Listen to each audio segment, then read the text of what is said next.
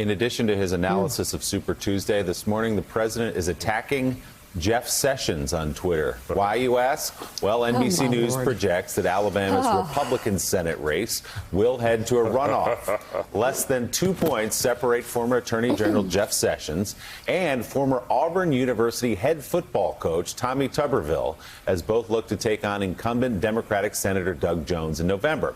Last night, Sessions, who of course has had a turbulent relationship with President Trump, touted his support for the president and for the Trump agenda. When no one else dared to do it, I endorsed Donald Trump. People thought I was nuts. Some of you thought I was nuts. I heard from you. And where was my opponent? The one we'll be facing in the runoff, Tommy Tuberville. When the battle was in doubt, you know where I was, on the front lines. Where was he when President Trump needed him? What did he do for Trump?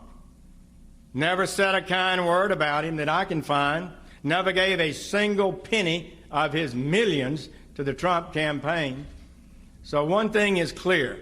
There's no doubt where I stand on the issues. No doubt of my support for Donald Trump and his agenda.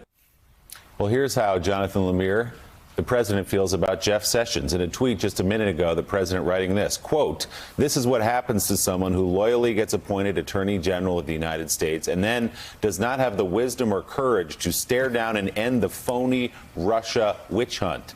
Recuses himself on first day in office and the Mueller scam begins." That's a tweet just minutes ago from Donald Trump, perhaps trying to explain away why his former Attorney General could not clear a runoff in the state of Alabama.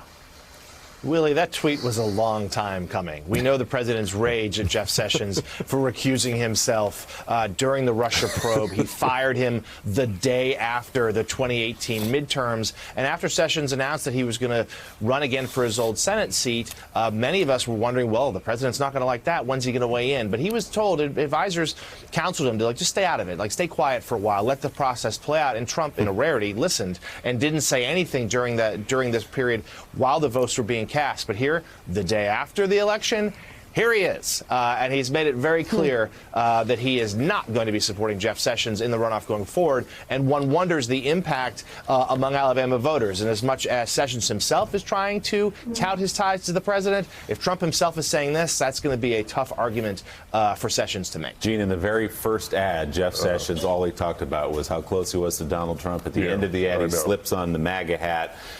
It appears the feeling is not mutual. From No.